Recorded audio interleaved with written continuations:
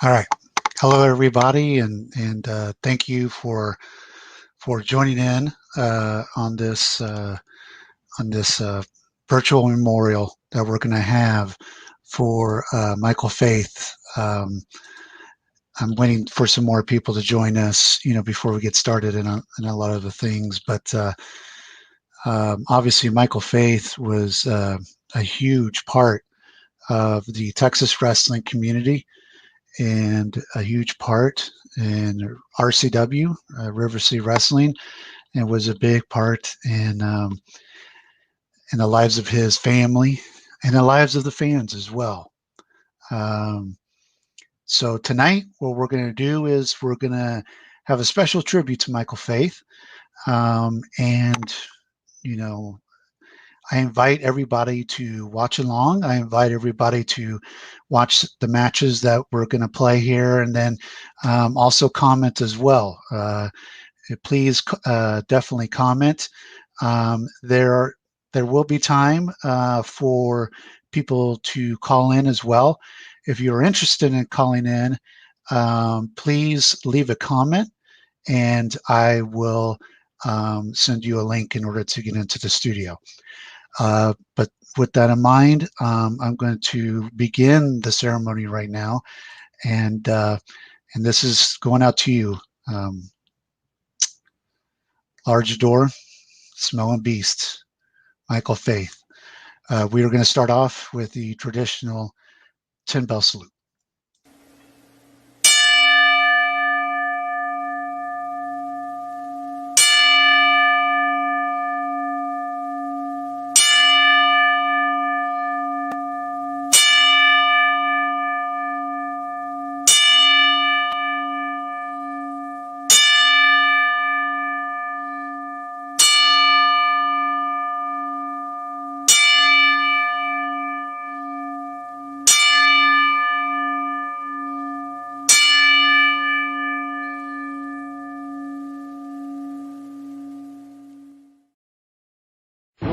Two, three, four.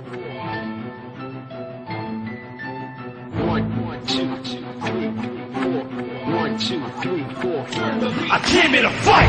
Let me show you how to knock out a light. I'm the second one of the impacts, the third of the strikes. I'm the resurrection you needed here to bring you to life. I'm the reason you came to see this, so you better get high. And I'm punching you with a hurricane, grabbing a knife. Then I'm cracking you with a pipe till you crumple and slice. And I'm snapping your neck, shoulder checks, beat you to death. You waking up with my psycho power crushing your chest. I'm the new era, a new age. I slay prey with dash straights and 3 blades. The day Geico bodied you on the big stage was important to you, but for him, It was Tuesday. you think I'm scared of you punks? Your rear was jump. I see you, all you doing is jump. I'm the reason you run. You should have given me your entry fee. You buying me lunch. I came here to be the best. You ain't taking me, son. 2,000 people and I'm a script 2001. I came to stare them in the faces when they tell me I'm wrong. Hit them with jump strong. Next to sure you can it's on. The signs of a fireball, something to inspire y'all. Started small. I came to All right, so that was Michael Faith's entrance song, and doing one of the things he loves the most was professional wrestling, and so those were some of his highlights. Like I said before, I'm looking at the comments. I am making sure to take a note of people that do want to call in. First, we're going to start off. I'm going to play one of the matches here, and I will again be looking at y'all's comments. Again, if you want to call in, I will give you the link to do so. And right now, we're going to start off with one of the matches with Michael Faith, where he teamed up with Supermax Hernandez to face Gallows and Knox of the Aces and Eights. And this is important to show, obviously, because Michael Faith was a part of the Brotherhood, and he was he was a professional wrestler and a gentle giant at heart that you don't want to make mad.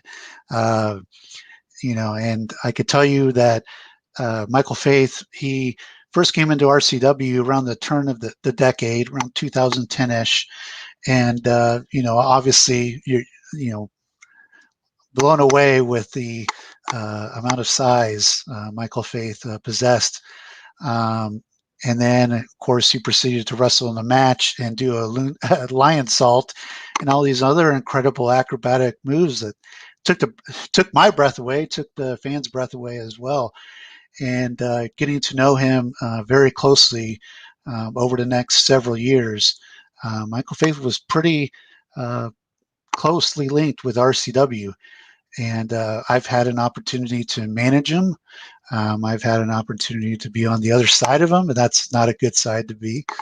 But through it all is his incredible heart and his incredible passion that he had for his fellow colleagues and for the fans. The fans absolutely loved Michael Faith.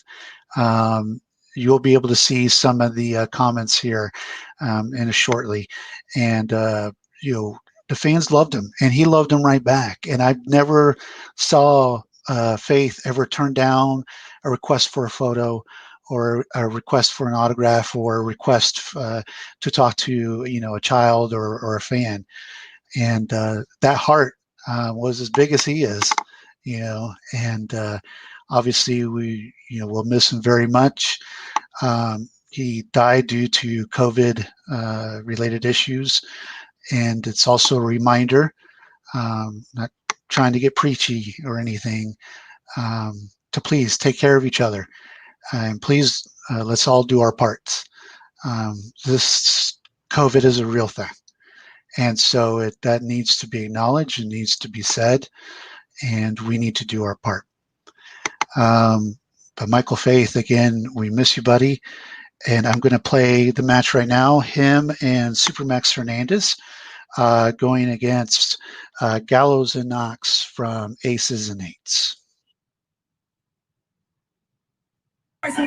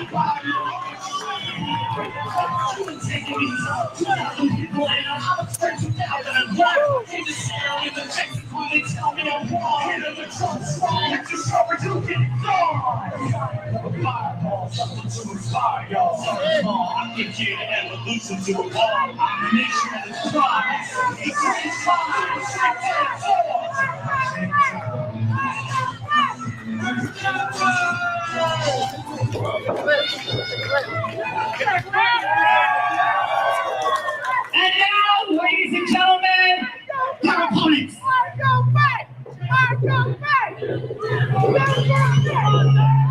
To me, entering in the ring, they all represent total non-stop action wrestling in a combination.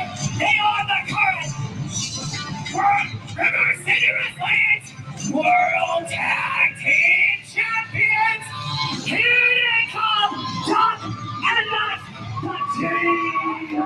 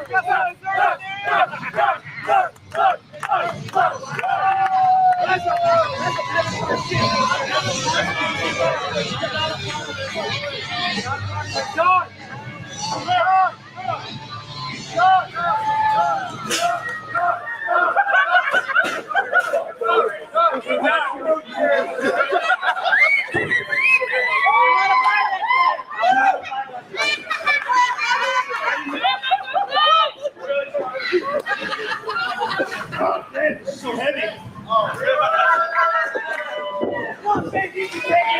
What do you do about it, man?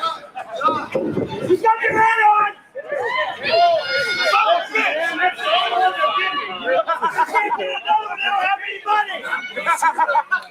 Okay, you say music, now we all rock.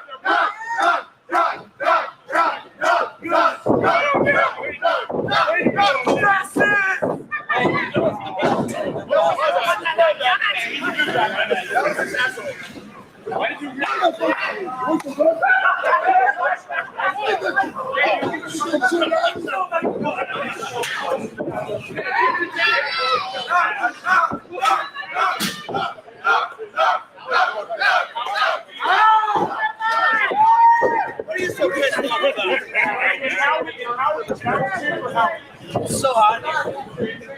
So hot. So damn hot.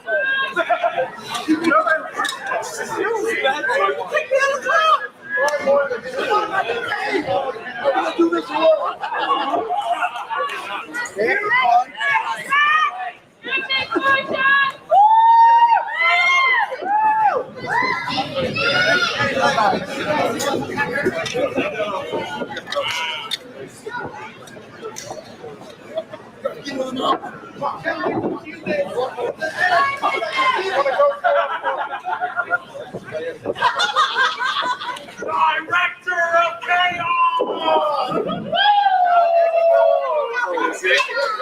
Come on. One of these guys is a TV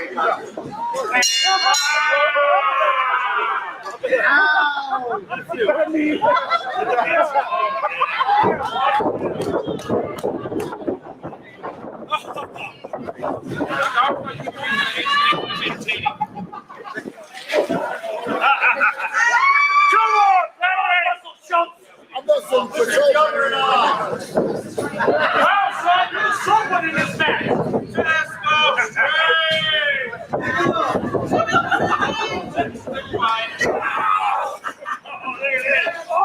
That's the way to start it up! Come on now, man. Look at the white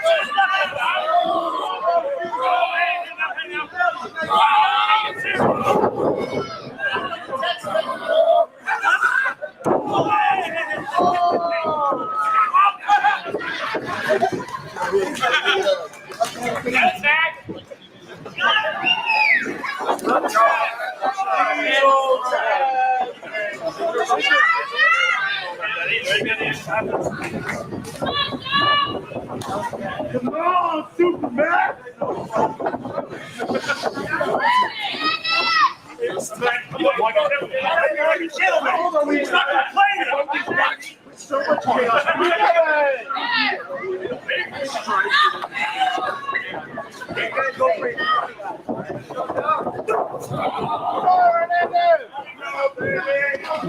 One, two, come on, three.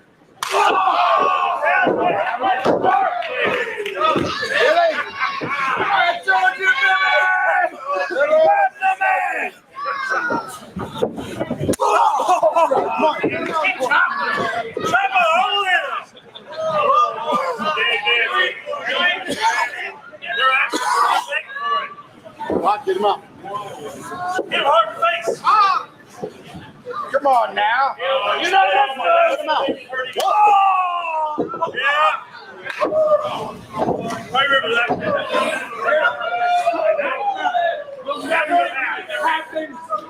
Hell yeah.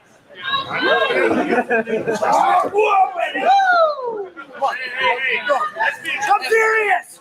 We used to work together. Come on. One. Get out of there. Don't just stand there.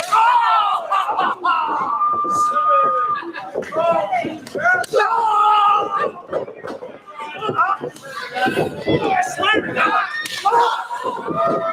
Hey,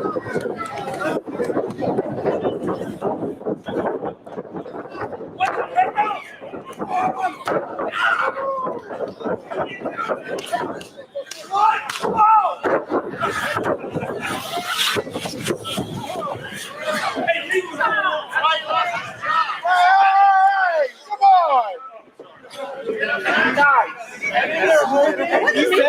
He said it. Don't let him up.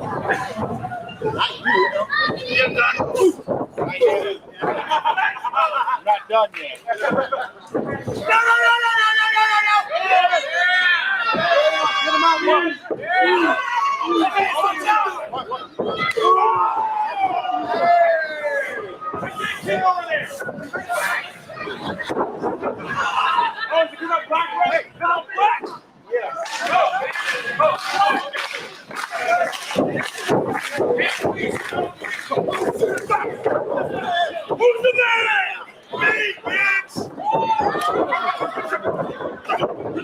Come on, guys. Get on.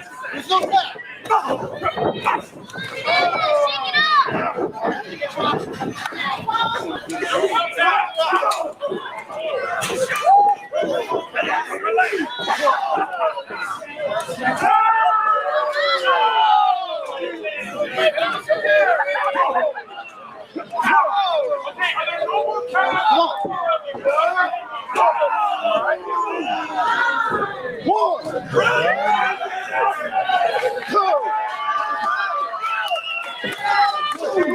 Get back in the ring. Get in the ring. Come on.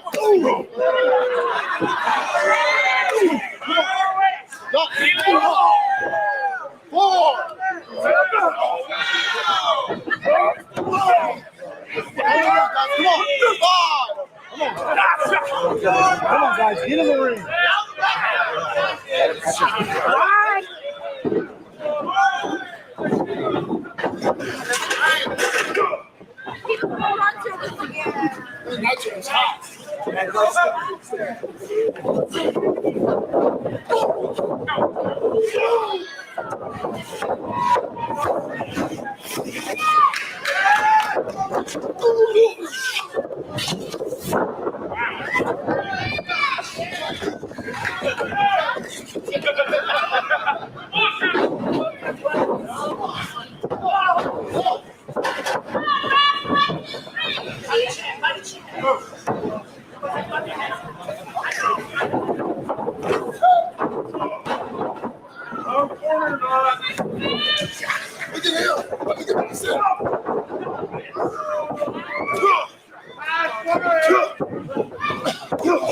He just had him in the stage and inspired you around.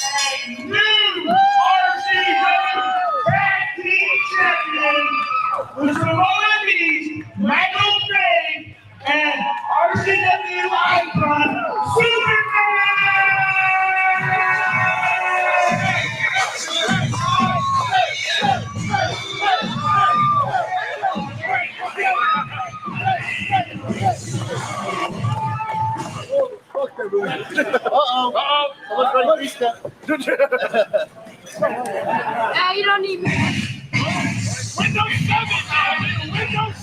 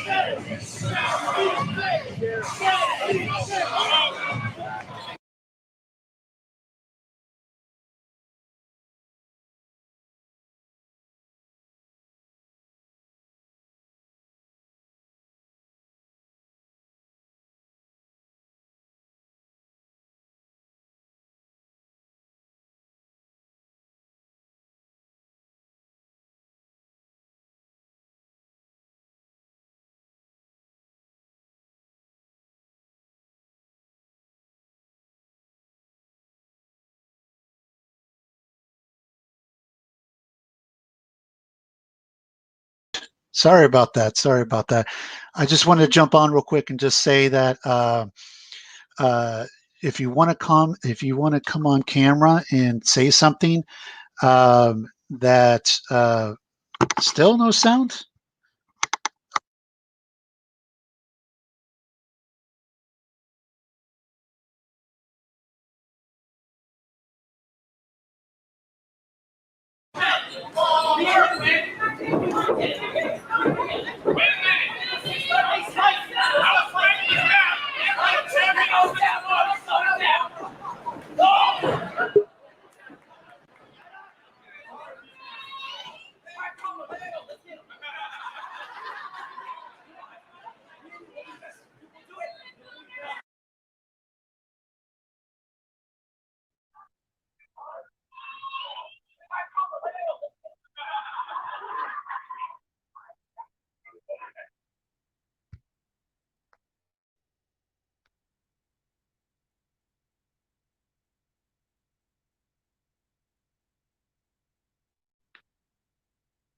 I can't hear you.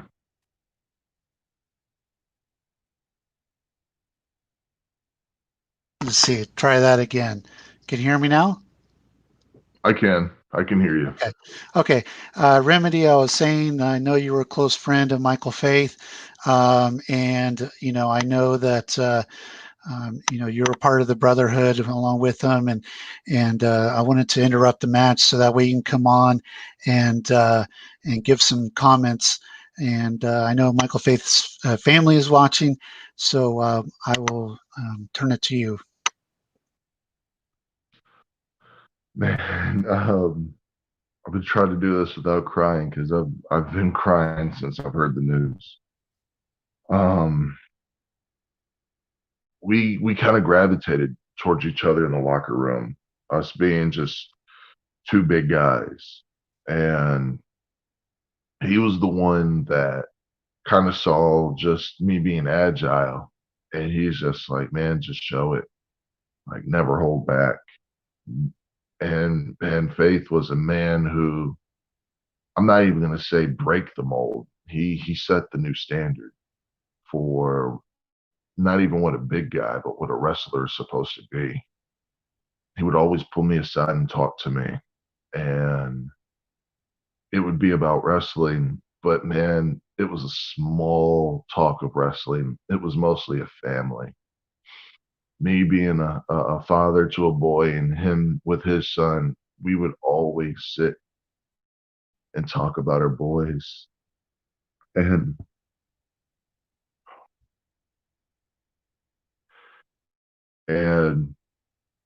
we would just, no matter what, if we saw each other or if it was on Facebook, we would always just have conversations just about family and life.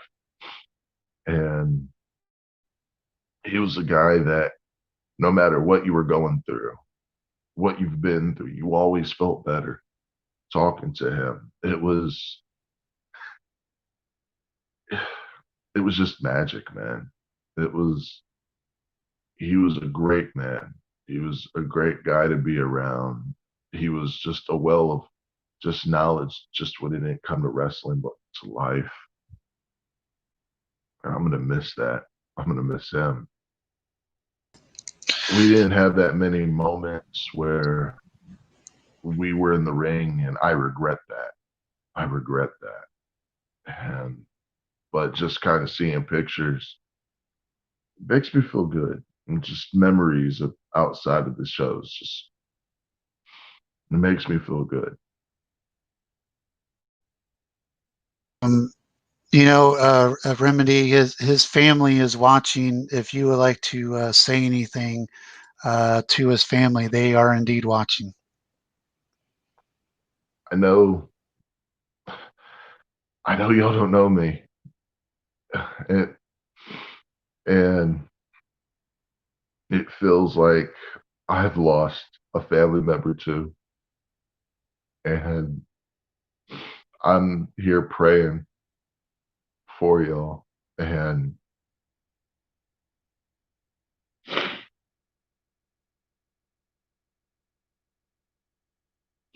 I'm here if y'all need me to.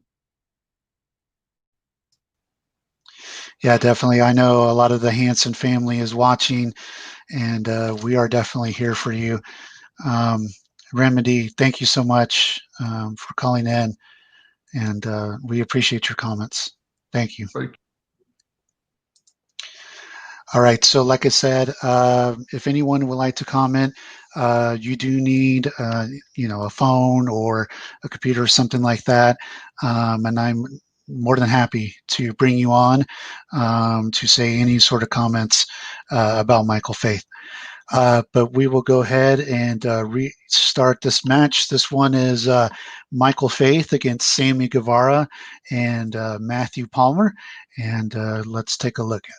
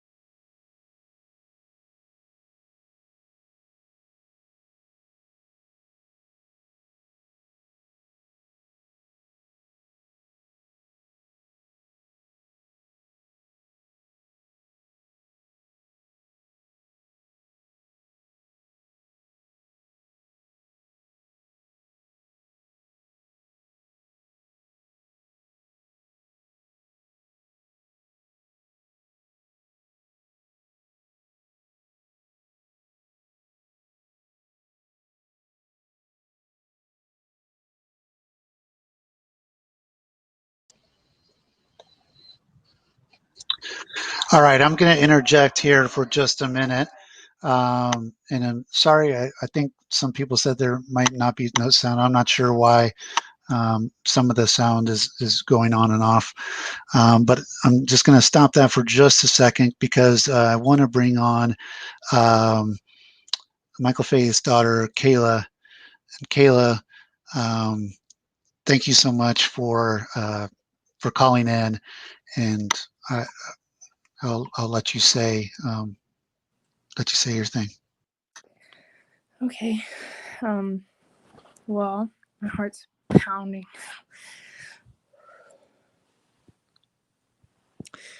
Okay. He was a big teddy bear, not in the ring. Just so y'all know, he was goofy, and he didn't care what anyone thought.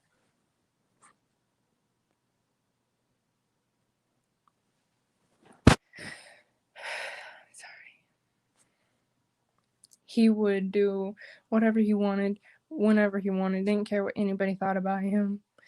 It was great. And just so y'all know, if it helps anybody, I talked to him the day before it happened on FaceTime, and he told me that he wasn't scared to pass away because he knows that he lived a long and happy life. Just so y'all know. So anybody watching this was probably a part of that. So just know that he wasn't scared. And every time I talked to him, he just kept saying that he was optimistic about the situation and that he was gonna be fine.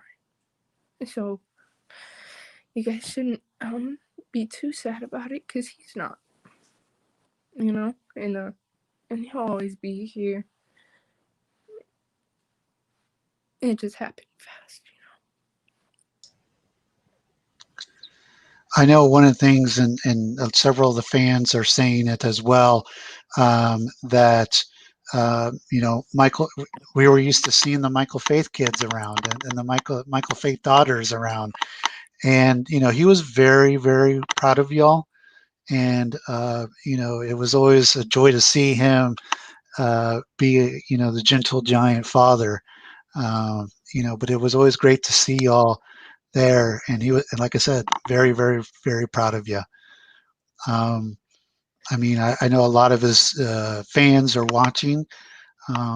Is there anything you would like to say to the fans that have supported him for many years? Just thank you for all the pictures you guys are making of him. I love all of them. I'm getting them, and the videos that y'all are making. And he loved you guys a lot. He would talk about you guys all the time, and I got to see you guys every time I went to the shows and stuff. And when I was little, whenever I thought wrestling was real and everything, and before he told me it wasn't, I wasn't really paying attention to all that. I was just going crazy, just screaming and yelling for him. And but he did appreciate you guys a lot, and you guys were a big piece of his life. All right, Kayla, thank you so much for calling in. Is there any other final things you would like to say? He's happy. He's okay up there, and he'll always be here with us. So, but that's all. Someone in the chat said that his children are his legacy, and sometimes there's a lot of things that are bigger than professional wrestling, and as much as he loved him, and we all do, our children or our families are our legacy.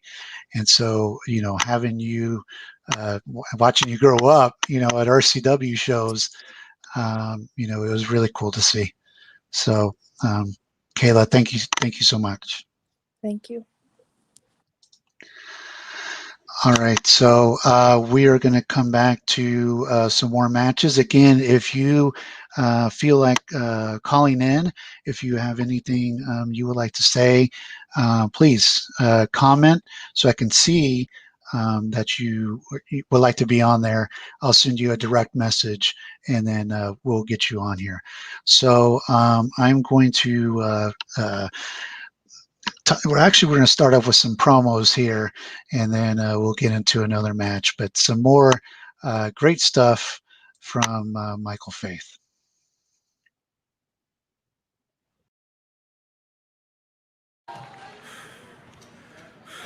You see? Tag team champions. We're going to keep the belts. Said Nemesis, you tried. It doesn't matter who it is, doesn't matter where it is. Whether it's just me, whether it's Sean, or whether it's the both of us, we're going to keep the tag team titles because we are the tag team champions of RCW and we are the true legacy of RCW.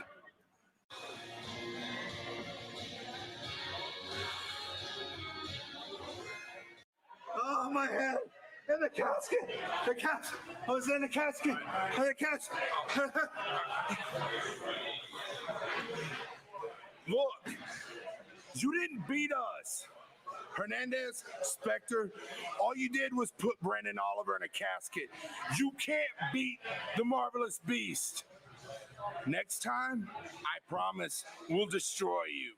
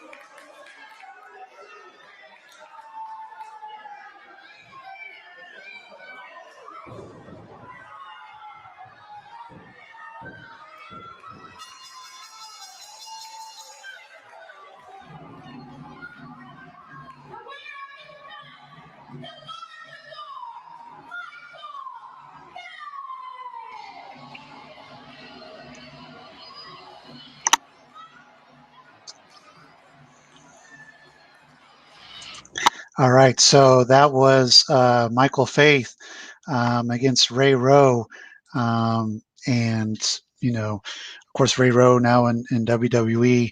But you can hear the crowd on that one and how much they were into that match, and definitely one of the all-time greats.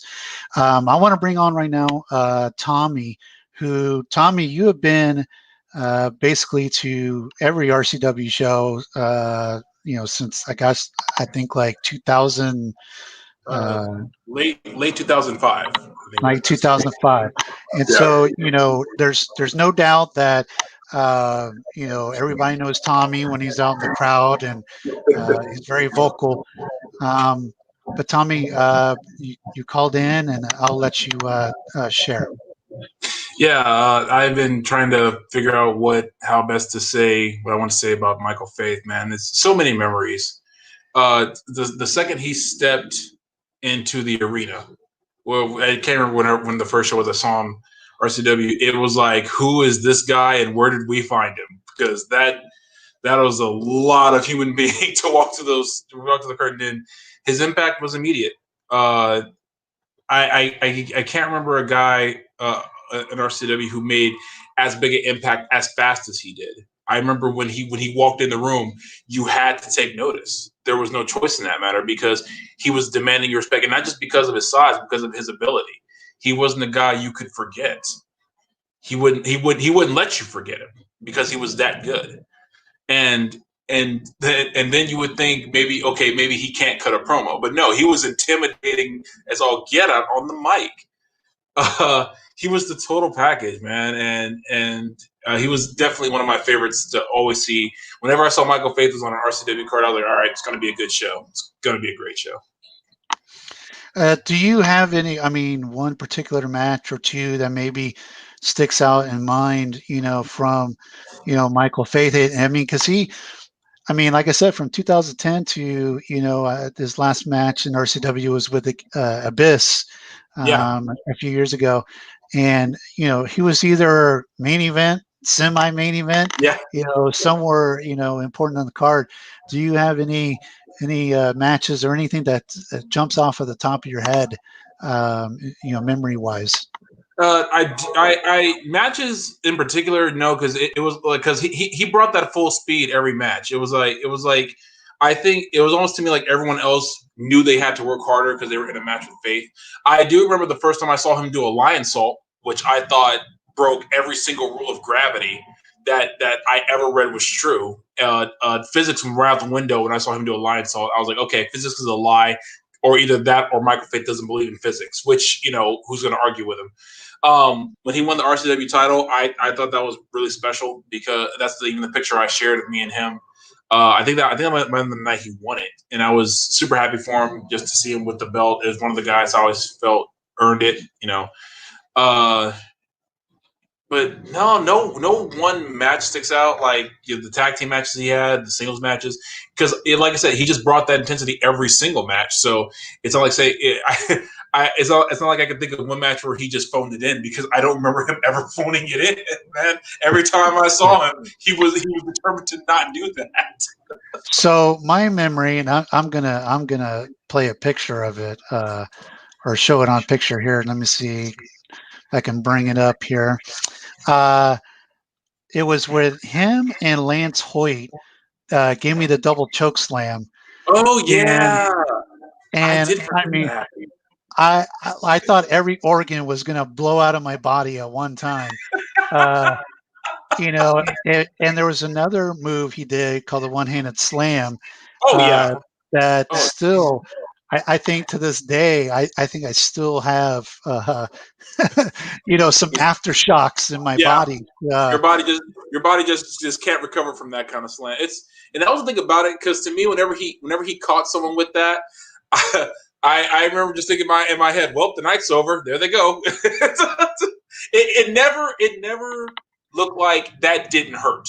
Yeah, like that right there. It never looked like it didn't hurt. I mean, every single time I was like, I wondered if whoever he hit with it was legitimately going to wake up, because that dude, he had some amazing power behind him, man, and it was just amazing to see what things he could do.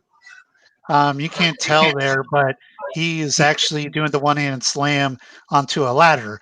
So to make matters worse, golly. But yeah, so many great matches and memories. Yeah. I mean, of course, with Kira. Yeah. And then, you know, he had a great series of matches with Masada. Yeah, I like the two of them together. I think they brought out the whatever intensity, that whatever cylinder they didn't hit with other people, they hit with each other, like, because they were determined. I think for Faith, to me, it was like he was determined to show everyone there wasn't just one beast in Texas. And of course, Masada, you know, if you want to prove that you're more of a beast than he is, he's welcome to the challenge, but you just got to prove it. And I think that was what really that was great about their rivalry, you know. I got another picture here. There's Michael Faith in the process of a lion salt, and this was from one of the first shows. And I mean, everybody's mouth dropped at that lion salt. I know there are so few times in wrestling I'm left speechless, because, as you said, I always have something to say. Well, when this gargantuan man I just said, you know what, I'm going to do a lion salt, and just did it like it wasn't a big deal. Like, it's like, yeah, I do lion salts, you know, every day, and the rest of us our brains are still trying to catch up to the fact that we just saw that. It was just phenomenal. This guy was just amazing. So yeah. Like I think right around this point in the picture is probably where all of our jaws began to fall open. And when he hit the move was when they were all still on the floor. So, and for family and friends watching that may not know what the lion salt is, you know, Michael Faith would jump onto the middle of the second rope and then do a backflip onto his opponent. And I mean, it was the most spectacular thing, you know, wrestling fans could see, because I mean, a man of that size, you know, it's just incredible. Because guys like Chris Jericho or Pac or like Rey Mysterio or something like doing that's kind of expected. But Michael Faith, he ran with the same speed they did. He wasn't slow in doing a lion salt. He was quick. It was like if you were on the ground for more than 2 seconds, you might want to just go ahead and assume you have to move, because he probably is going for it. So it always looked impactful. Like, oh, it was the most painful looking move to take I'd ever seen. And then, you know, we just showed this match, Ray Rowe versus Michael Faith, and you can hear the crowd in that match. I mean, they were incredibly into it. And I always consider that one of Faith's definitely standout matches from RCW. I think in terms of RCW history, and like you said, I've been around for not from the very beginning, but I think long enough to offer a pretty storied opinion on this. When you look back on it, Faith's going to be one of those guys that, like, other RCW fans are going to like tell other newer fans coming in, man, dude. But if you can never see those matches with Michael Faith, man, that guy was incredible. And I'm loving the stories I'm hearing of him, like, from the fans and backstage from other wrestlers and everything, because it's just incredible that the kind of career he had, and that's just from what we saw, Yeah, definitely. I'm gonna go through 3 pictures because, again, you've been with this journey, as one of the great fans, and so another one. Not often do you get to have 2 RCW champions, but we did. That was a very interesting time in RCW history. We had Michael Faith and Brandon Groom. They both were RCW champion. Another picture was him and Rikishi. That was a fun night, man. Man, that night was loads of fun. Well, what I remember from it, number one is Faith crushing me in the corner. Yeah, like a pancake, and then Rikishi doing the stink face to me. Yeah. Yeah. Like I said, It's somehow my t-shirt, not my t-shirt, my shirt was taken off in the process. I don't know. You never know what goes on with RCW, with Michael No, Faith you and don't. everything. And then let me do two more real quick. This is a shot from his final match in RCW against Abyss. And that was a classic. That was a good hardcore match. Yeah, it was. Really in good. which I think literally the walls crumbled that night at the Turner Club. It's one of the nights where it's like, well, we're not coming back in this building. I'm glad we had fun here. And then just for you, Tommy, got a picture of Jeff Jarrett and Michael Faith, and I know you have a very much of a love-hate relationship with Double J, Jeff Jarrett. Settled things down since this is probably the night that happened too, isn't it? So, but yeah, but definitely, and it's good to hear your perspective on things, Tommy, and hearing your laugh and hearing you talk about these memories in such an outstanding way, and it really shows that Faith had an impact on you and your life. And I mean, you are a diehard wrestling fan, so to be impressed and be such a fan and of Michael Faith, it says a lot. Yeah, I appreciate that. It's not just as a fan too, because I got to be honest. I really did consider him like a friend from from the years of being in RCW. I mean, of course he saw and heard me, so eventually every now and then we would just talk after a show. So I wouldn't say I was his best friend or like that, but I considered him a friend. And yeah, I've been crying for the past couple of days. I'm not gonna lie. I'm not gonna lie to anybody about that, but. I remember the guy who was proving, that he could go in the ring. Like if I ever heard anyone say that I would hear some people say that they didn't think Michael Faith was that good, and I would be one of the people who was quick to defend him. I would jump in that argument whether they were talking to me or not. I would jump in that argument, and I really do think he'll go down as one of the greats of RCW, one of the greats of wrestling in Texas. Period. It's sad to know he's gone, but my God, he left us with some great memories. Absolutely. Yeah. Tommy, thank you so much for calling in. Thanks for having me. And sharing your memories. And so we will get back to the matches. This next one, it's Michael Faith against Christian Valens for the RCW Championship. And we'll take a look at it right now.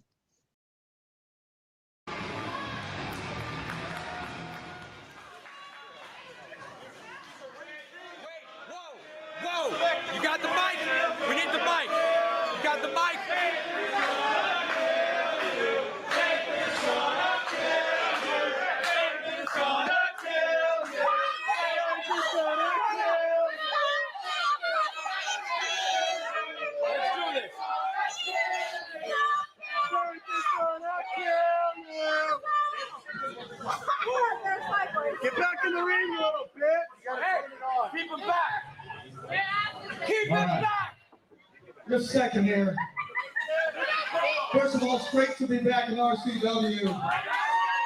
Aside from the fact that I forgot the idiots that show up to these shows. Look at them. Now, let's talk business, Michael Faith. I'm the commissioner, sole commissioner of RCW, which means I can make matches, I can break matches, I can change matches. Hey, Christian wanted to do the match now. We didn't have to sit there 10 man now, did we? I snapped my fingers and we're in the ring. We got stuff to do. Yeah. Go to the emergency room. Let me ask you a question, Michael. What? How bad do you want to be the RCW champion again? How bad? You know what? No. Don't tell me. I want you to show me. See, here's where the stipulation part comes in. I'm adding a stipulation right now. Now, let's say Christian Valens wins, as he probably will. He retains the RCW championship, and he becomes the RCW tag team champion. Right there all by himself.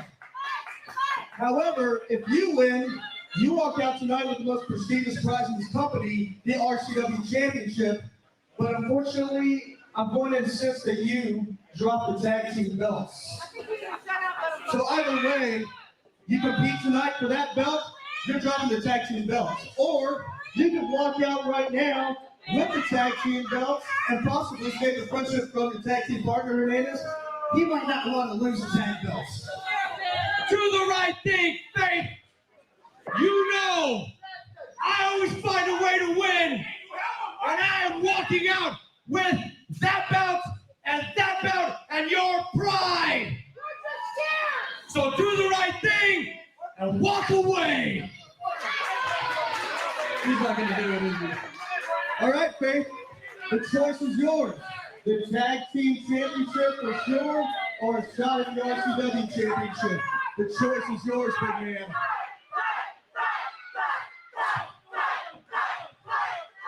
Hey, clear the path for him. Nobody's going to blame you for walking.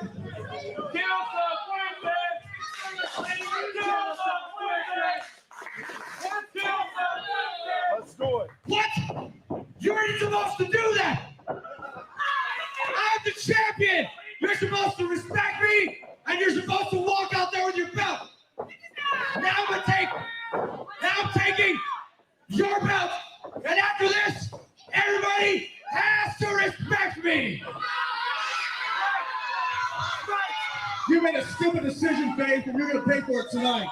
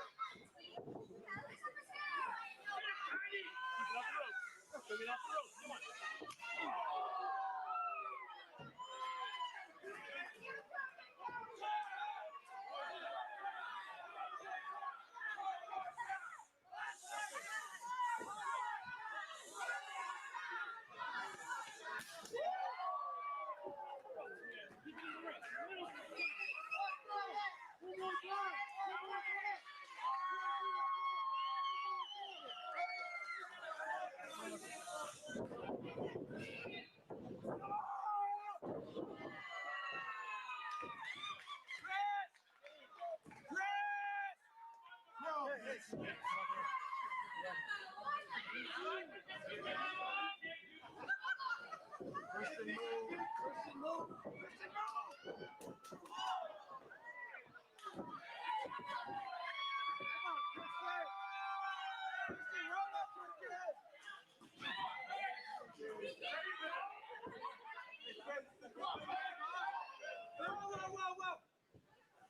Your chops hurt, wait.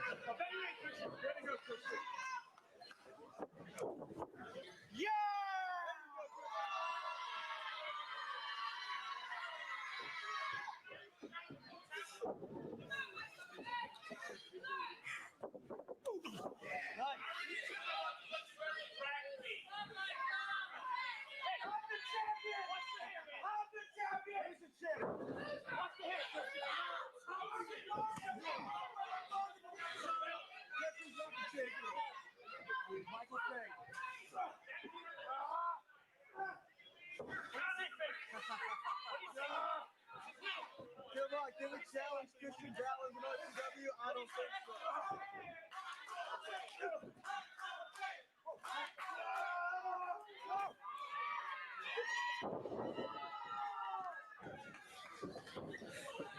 How's that arm, Faith? Hey, how's that arm? How's that arm?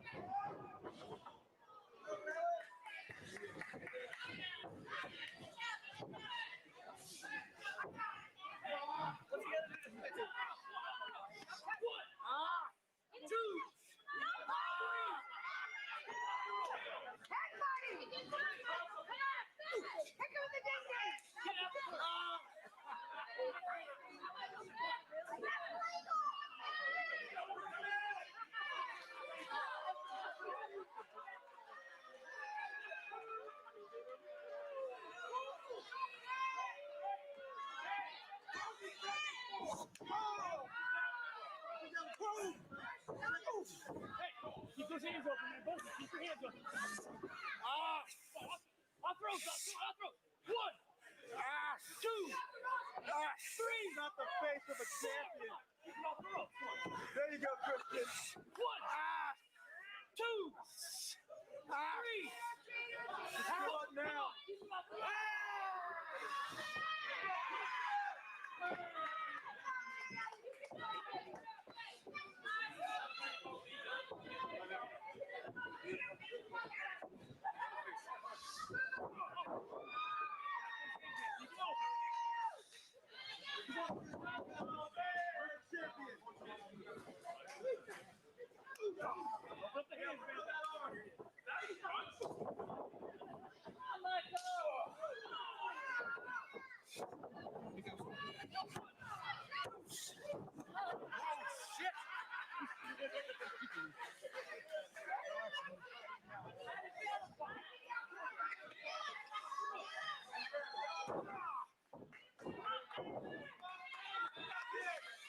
You should have kept the tag belt, Faith. Keep going. No, he doesn't, Ref. He doesn't want to keep going.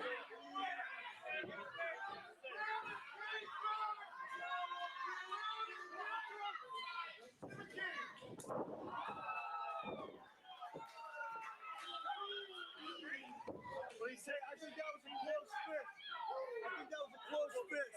That was a do your job, ref. I want you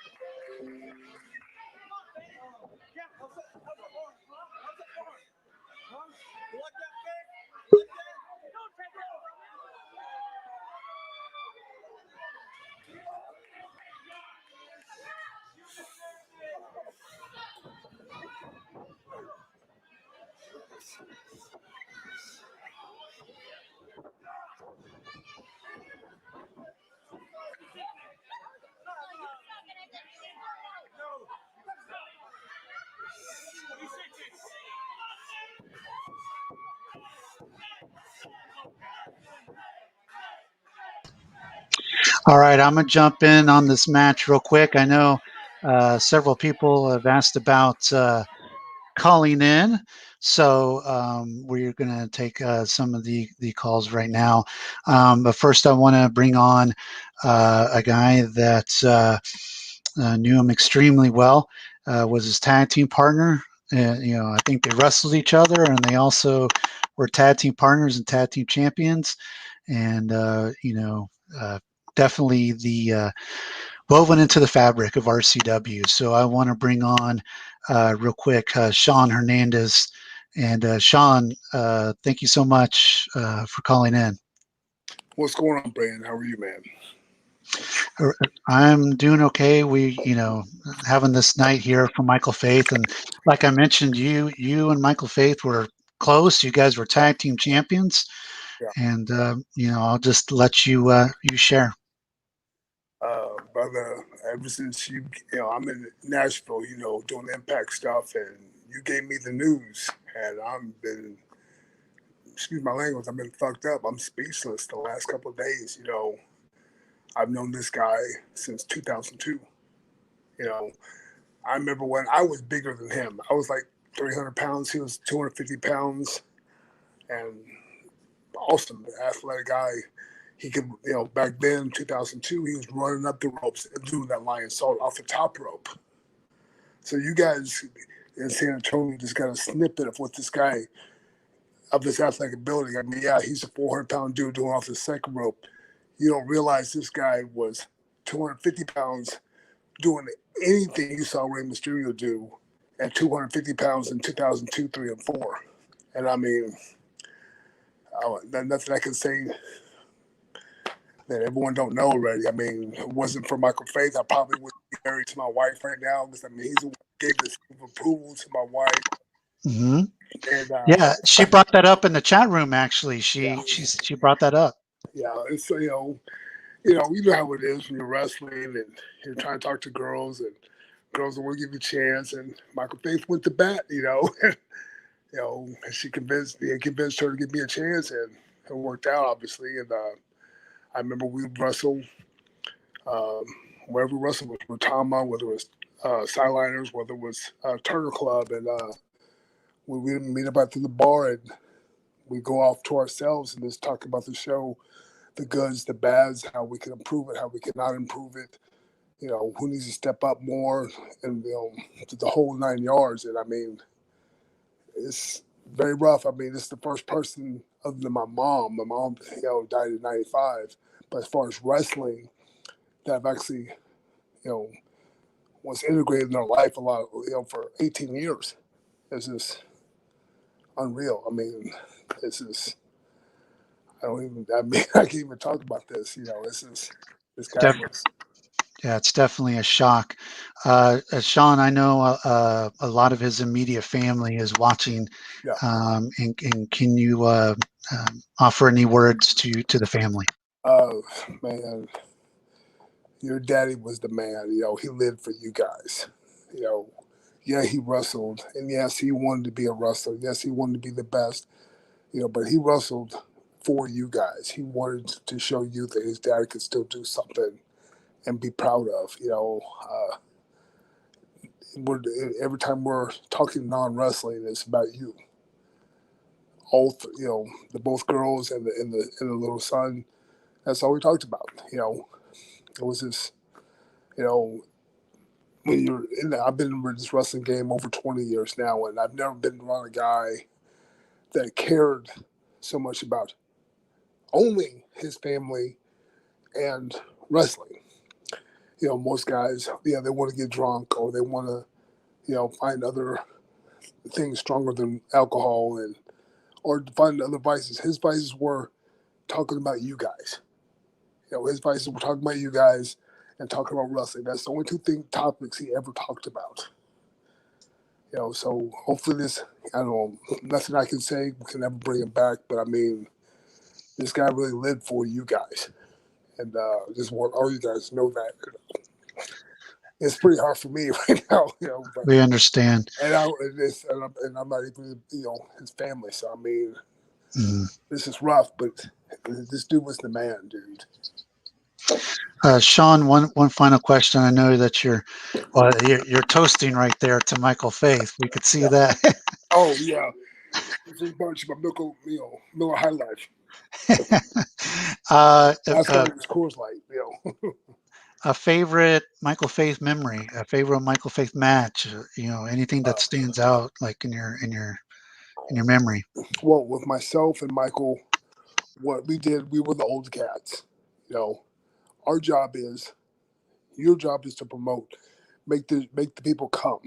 Our job is to make these young guys look like stars, so people will keep coming back.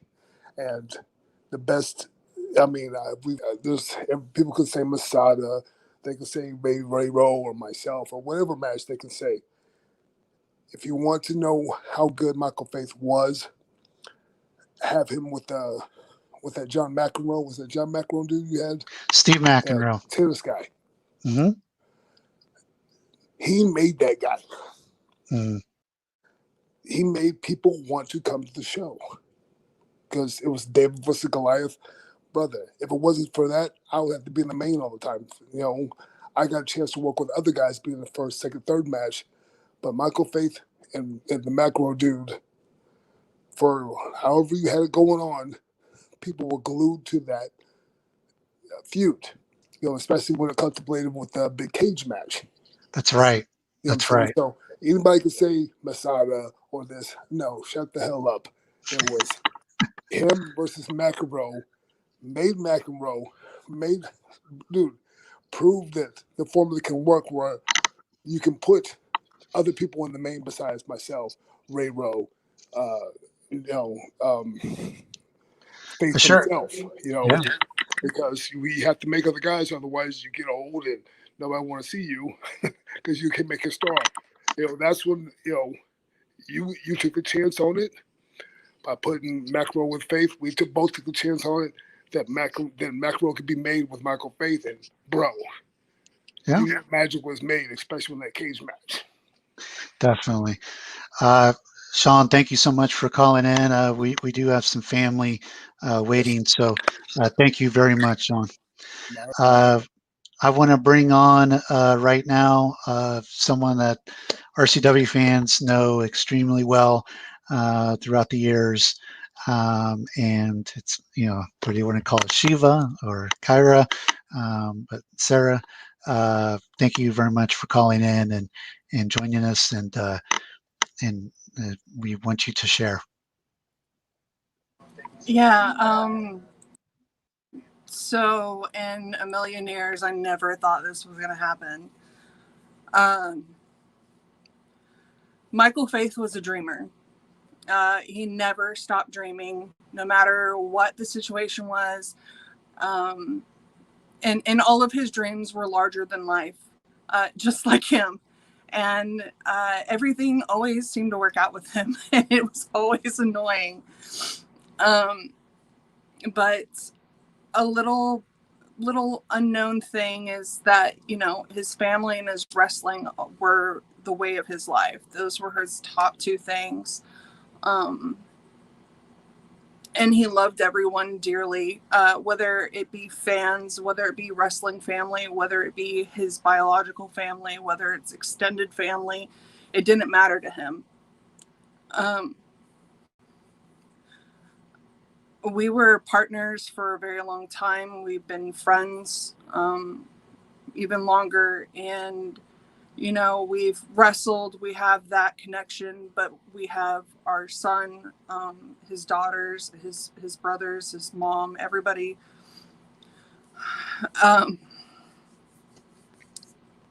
It was his way of life.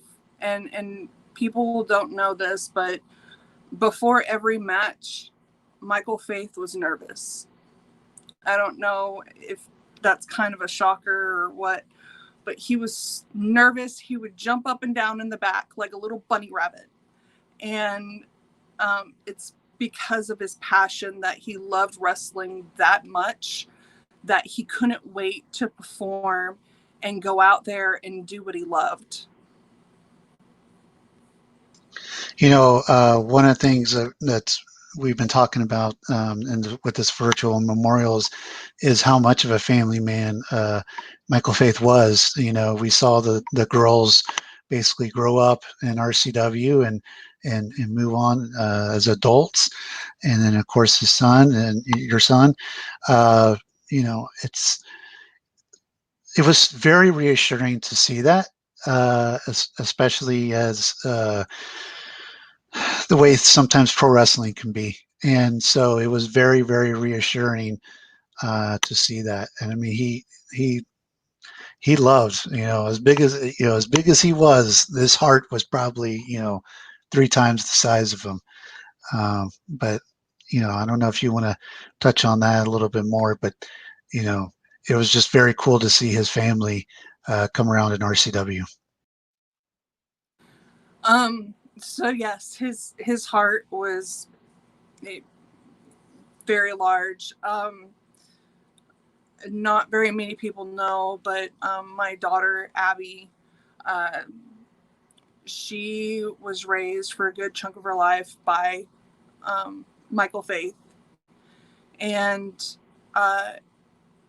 even to this day, he would have her come up and visit. She was still a part of the family, and he just enjoyed kids and life and the purity. He was a big kid himself, so you know. But yeah, no, he was a good family guy. And one final question, you know, we've been asking people what was the favorite, you know, if you can narrow it down, and I'm sure for you it's many of them, but is there a memory in wrestling, you know, with you two that sticks out, you know, at the top of your head?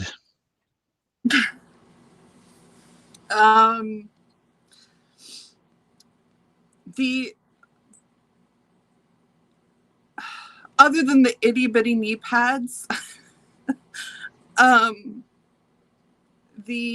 probably the biggest one,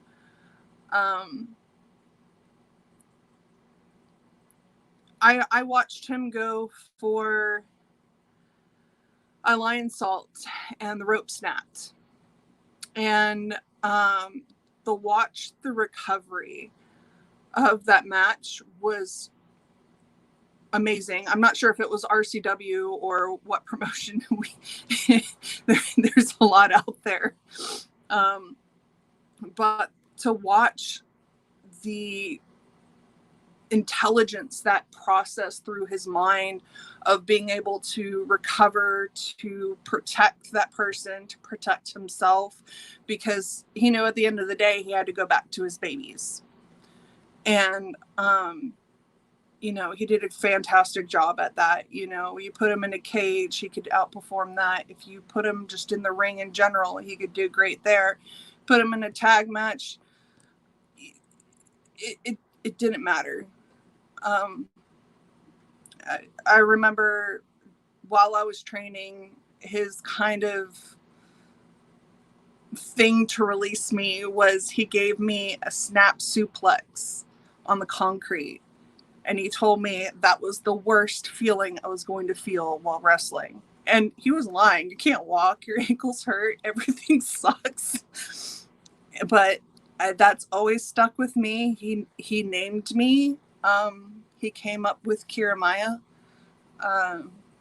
So, yeah, no, he was an amazing wrestler, an amazing dad. And I know the world is completely flipped upside down right now, but I love seeing you smile when mentioning the itty bitty knee pads, because that was such a running thing for all of us. Was the itty bitty knee pads that looked like they were going to shoot off. And so, as much as I know we're grieving, and I enjoy seeing you smile at the same time, because you think of the good things as well, because there was a lot of them. So, but I'll leave you, one more final thought that you would like to give. I don't have anything that couldn't be said by anybody. He and I were friends. As a matter of fact, we talked about wrestling just a few weeks ago, and I don't do it anymore. I'm medically retired, and he was working on his way out and being done, but it took a lot for him because he wanted to be with his grandbabies that Haley gave him, and he was working on building a stronger relationship with his siblings, and all of that. And he was understanding that he was getting up there in age, and but he was happy. No matter what, he was happy. And I think probably the most important thing is that he went to Japan. He succeeded there. He went with Leon and Vader Time and Hoyt and all of them, and he enjoyed life to the fullest, 100%. Thank you so much, Kira, for calling in, and our prayers go out to you, the family. And if there's anything you need, I know there's so many of us that will, come running. So just let us know. Thank you. All right, I want to bring on another family member, his brother, Albert. Albert, thank you so much for calling in, and give you the time to share. All my family probably just panicked like I did when I saw Kayla. I'm going to try to get through this without crying, just like her. First off, I want to tell you, Brandon, thank you. Tommy, Sean, Remedy, Sarah, Kayla, everybody, for your comments and the things you said. I appreciate all you guys that are watching.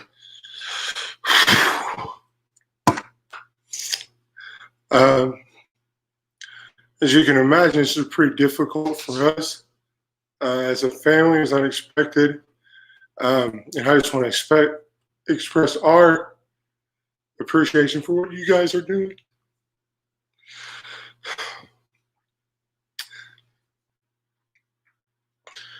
What I'm doing right now, Michael Faith wouldn't have wanted you guys to do. Matt would not have wanted to see grieving.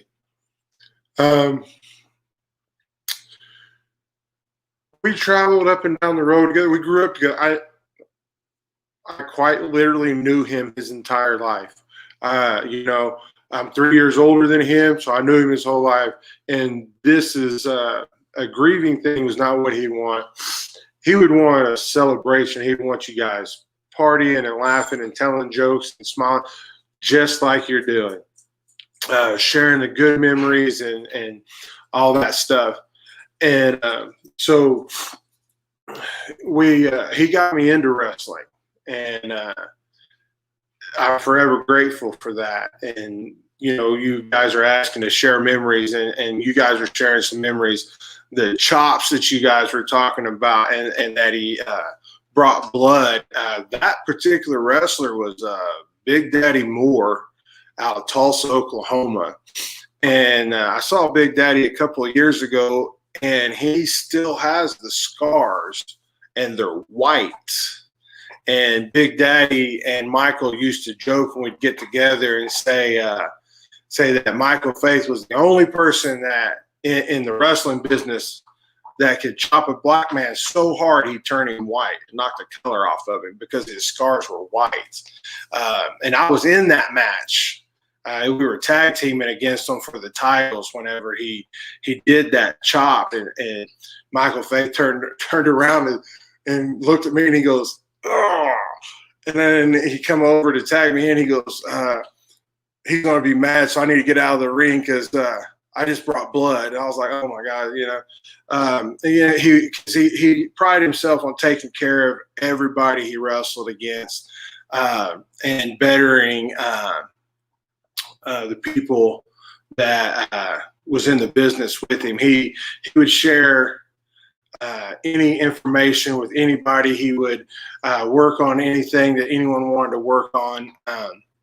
There's a lot of guys here in Oklahoma City that I've been seeing and communicating with that are just I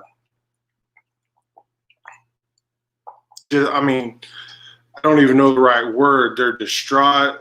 Some of them are in total disbelief. I saw one of the Scott Sanders on there a while ago. I think I saw Sean on there.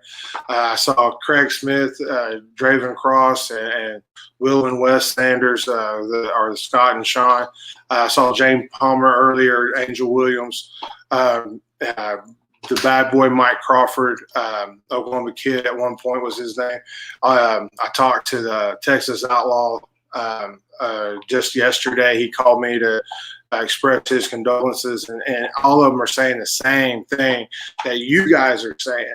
He was the greatest. He was all this, and he was larger than life. Whenever he told me they started calling him the Larger Door, I was like, is that a name you picked out or somebody else? Because I go, because that sounds like something you do for yourself. And he started laughing. He goes, no, man, they named me that. I was like, well, that's it, because you are larger than life. When I stopped wrestling, I finally turned everything in, put it down for good. Every stinking time I saw him come back, we can go to RCW and wrestle. We can tag team. We can run a gimmick that we've always run. We do a gimmick. I come in as a heel and wrestle against him, and we had this match that, man, we wrestled so many times. I can still wrestle, run it through my head, and I can still get in the ring and do it with him. If he were standing right here, we could do it for you right now. No, without flaws. He was just amazing. He's a great brother. He was always there for us, unless he was wrestling with you guys. Anytime we need him, and if we did need him while he was wrestling, he'd come home as soon as he could. He always wanted to fulfill his obligations to the organizations and the fans, and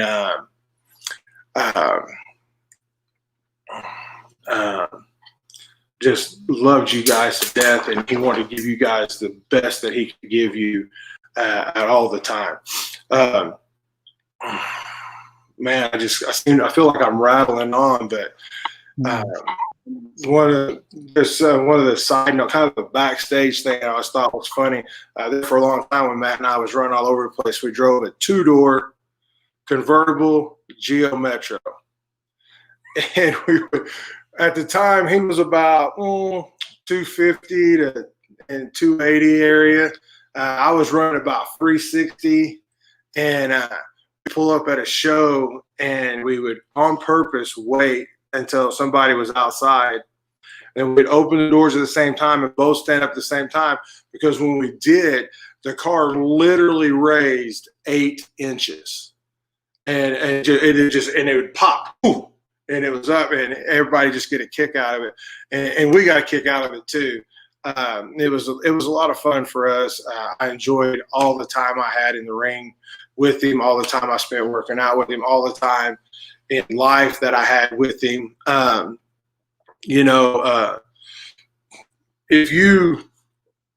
If you met Michael Faith, you met Matt Hansen.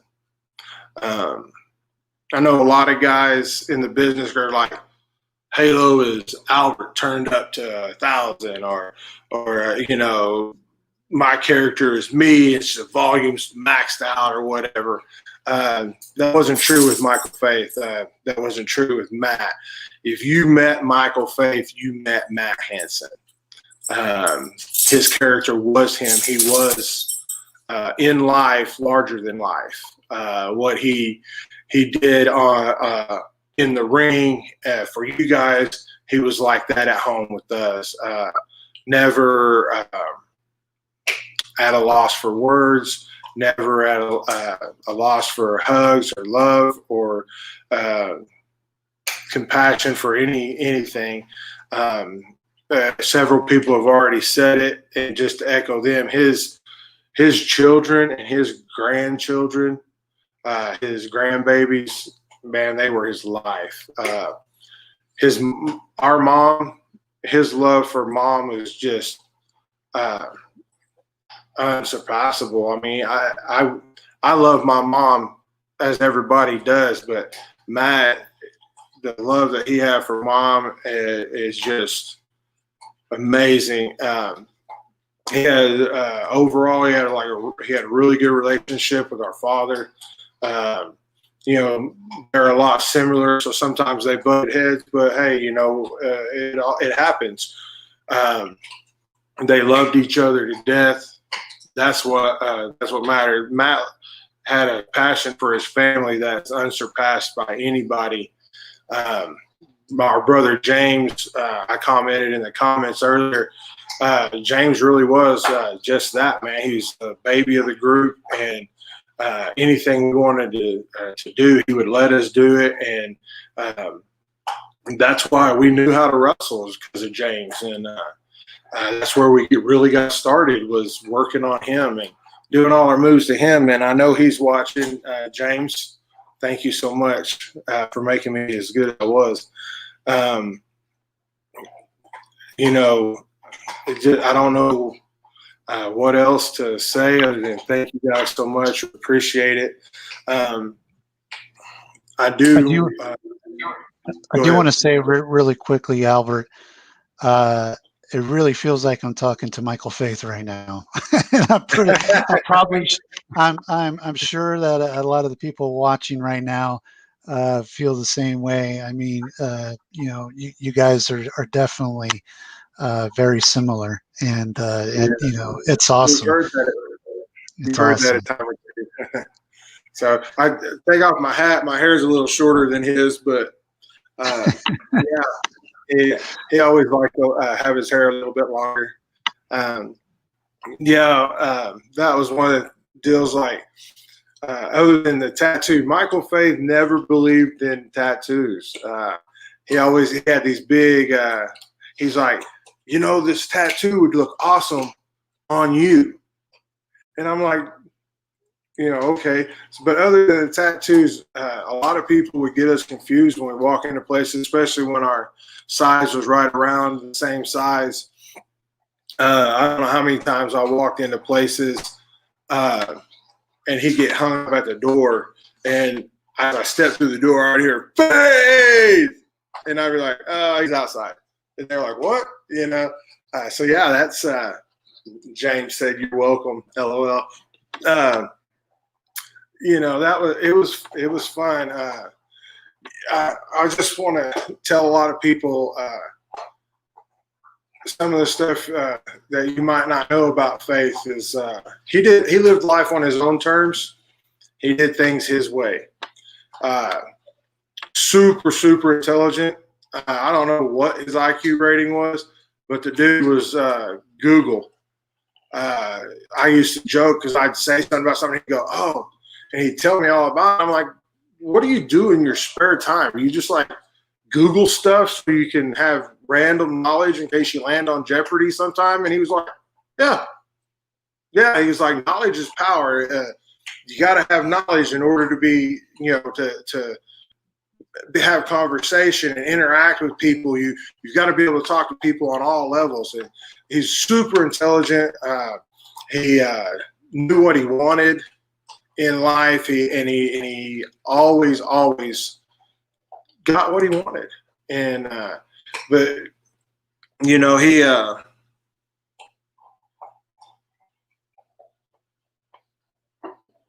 gonna be greatly missed. Definitely. Albert, I do want to say real quick, all of our prayers going out to you, your family, and all of the Hanson family. And just like we told Sarah, there's a whole bunch of people that, if y'all need anything, we'll be there, because he touched so many lives. I know that's kind of a cliche when people say, if you need anything, but it's genuine in this sense because he had touched so many lives. I think you would have a whole host of people that would do anything for y'all. All right. Can I say one last thing?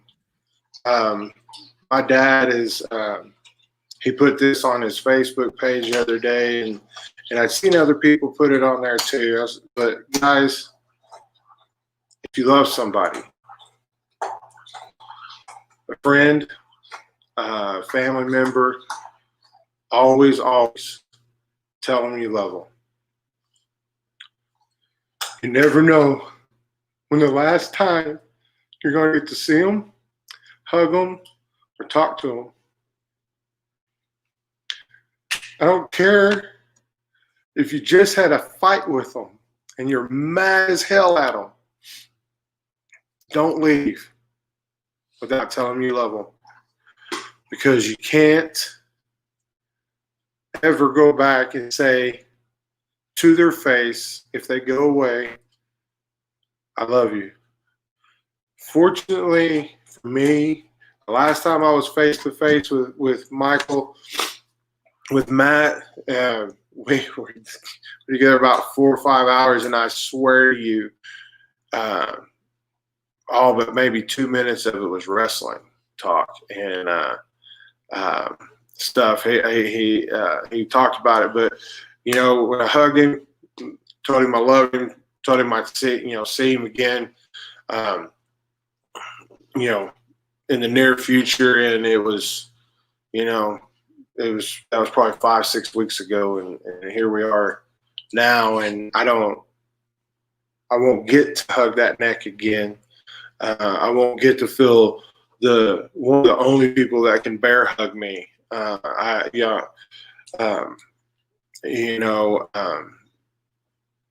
If you're friends with me on Facebook, there's a picture of him bear hugging me and Kayla and picking us up off the ground.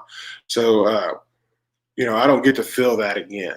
I don't get to look at my brother and tell him I love him again. And if you have that opportunity, whether you're angry or anything, man, please don't leave that person's presence without telling them that you love them. That's if I can say anything to you and stress anything to you, that's it. Chance, I know you're watching. Buddy, I love you. I'll be down Saturday. Haley, Kayla, I love you guys. I'll be down Saturday. James, Mom, Dad, Ray, our stepdad, Ray, Stuart, Matt's lifelong best friends on here. I love you guys. I'll see you guys Saturday. The rest of you guys, Sarah, I'm sure I'll see you Saturday too. Love you too. The rest of you guys on here, the wrestlers that are on here that we wrestled with, ran down the road with, shared a locker room with. Love you guys. I cherish every single moment I had with you guys. And I don't get to see a lot of you guys enough anymore. And I'll leave you with one other final note. I don't know if Sean Hernandez is still watching, but Sean, just FYI, that 250-pound backflip off the top rope you were talking about, the last time I physically saw in person Michael Faith do that, run from corner to corner, leap onto the top rope, backflip, and land on his feet in the middle of the ring, was at 450 pounds. That's what he told me. And he said, he turned to me and goes, I ain't gonna be able to do that much longer. I might blow out a knee. So he was very agile guy. Just so you know, man, that is huge. Thank you, Dinah. I love you. So I leave you with that words of wisdom. Always, always tell them you love them. You never know when you're going to get that chance again. Fortunately for me, I know my brother's in heaven, and I know that I'm going to go see him one day. I will see him again. And when I get there, I'm going to feel that hug again. I'm going to tell him I love him again.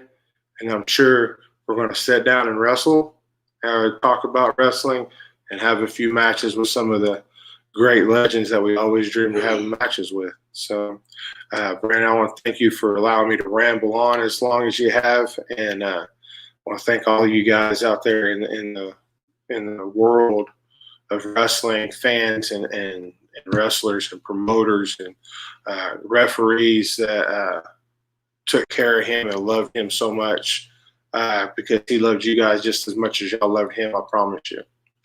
I appreciate your time and let me have so much of it, Brandon. We appreciate you, Albert. And again, our prayers are with you, and thank you so much for sharing tonight. We really appreciate it. Thank you. All right, so that was Albert, Michael Faith's brother, and like I mentioned, very. Those two are very, very similar. I felt like I was talking to Michael Faith there for a second. But thank you so much, Albert, for calling in. I do want to bring on one more. He was a referee at an RCW, and you have a little bit more hair than you did last time I saw you, Bill. Yeah. But, again, thank you for calling in, and this is your time to share. So I got a message on Facebook on Wednesday from Nick Wormack, and I was floored. Mike was one of those guys in the locker room that, as his brother just said, talked about his family and wrestling. You know, he was always willing to give advice to anybody that wanted to take it.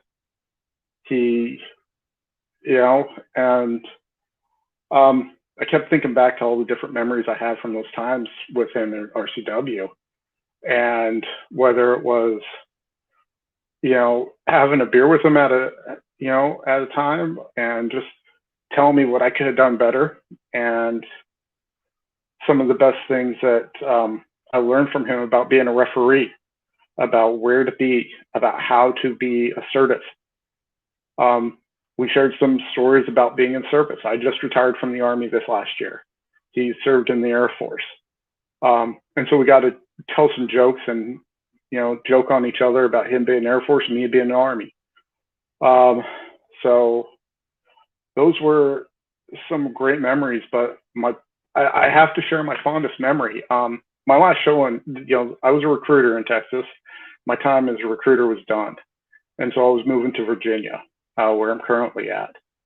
My last show with RCW, I'm sitting in the back. I know it's my last show, and I'm a little bit bummed. I was kind of talking with Faith. I was like, I kind of want Sean to give me a border toss, but I just don't know how to bring it up. I'm a referee. I don't need the spotlight like that. Faith, I didn't know this until right before the match was supposed to happen, but Sean actually, or Mike went to Sean and talked to him, and they actually ended up, I got chopped by Sean. shirtless, unfortunately. And then he border tossed me onto Mike and Chris. And I remember being down there, and all of a sudden I feel this big man rubbing his sweaty body all over me and whispering in my ear, "We're going to miss you, brother." And it's kind of crazy to think of that. And it brings a smile to my face. I just wanted to share that with folks because it just shows how good of a guy he was, that he went back to kind of give me a good farewell from RCW. And something I've always remembered, even though it's been close to 10 years since I was there. But, that's one thing, Kyra, Al, you guys, he was such a great man, and you guys know that, but we had to share a bit. Yeah, that's a good memory to have, Bill. Your last event at RCW and having that exchange with them. I know you just mentioned it again at the very end, but do you want to share anything to the immediate family watching? Brandon said it. I think we've all kind of said it in comments. He reached out to so many people and helped so many guys out here.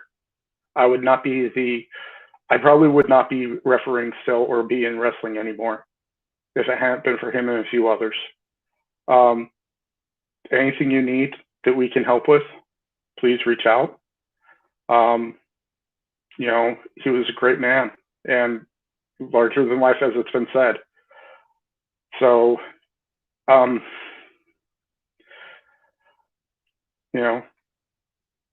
if there's anything any of us can do, I'm sure all you got to do is ask, and you will have more than enough hands raised up and say, "I got your back," and we got your back.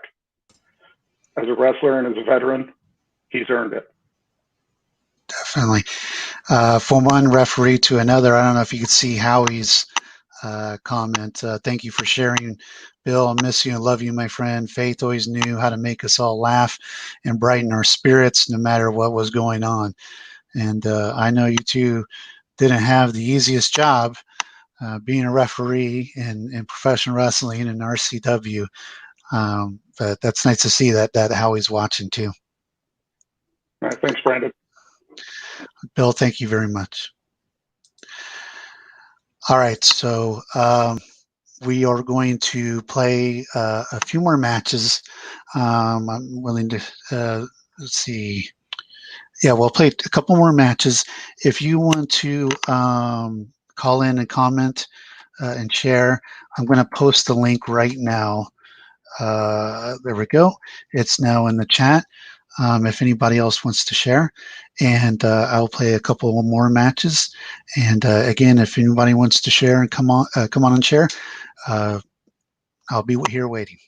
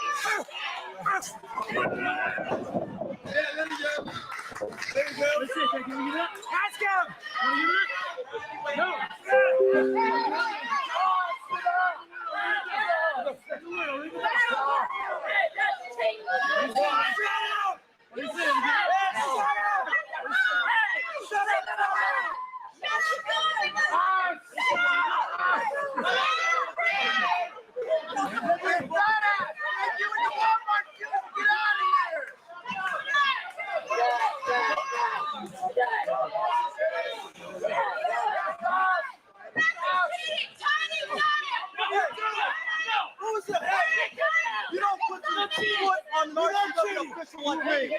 We weren't doing anything.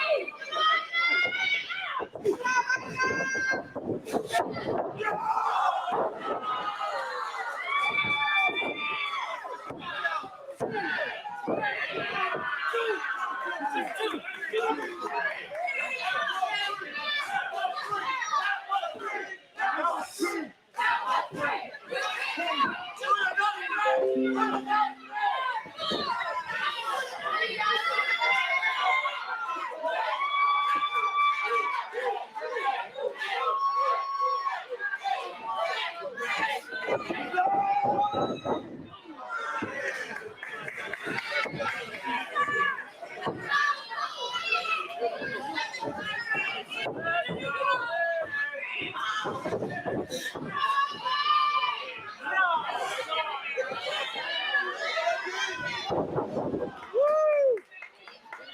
forward to me done.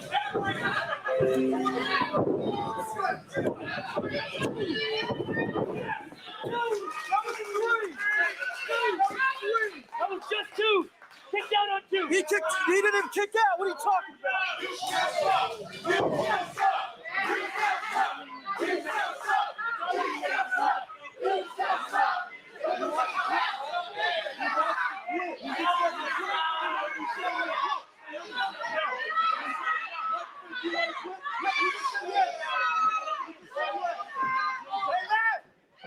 That's not off.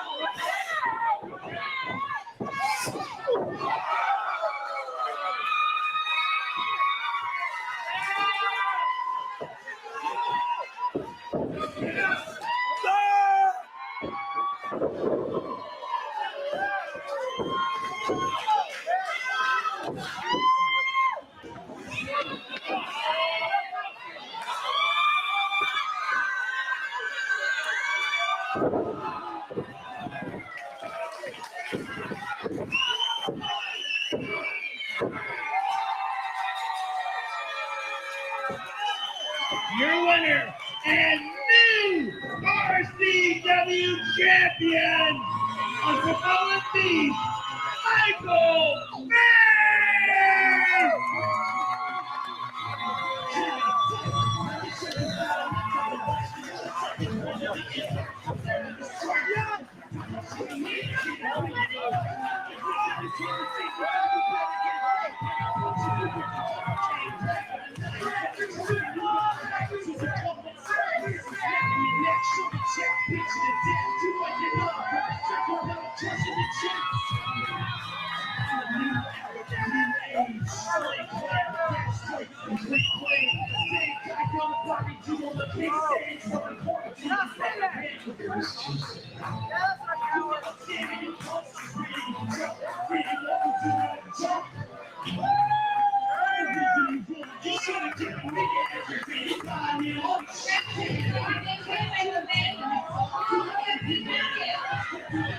It feels great.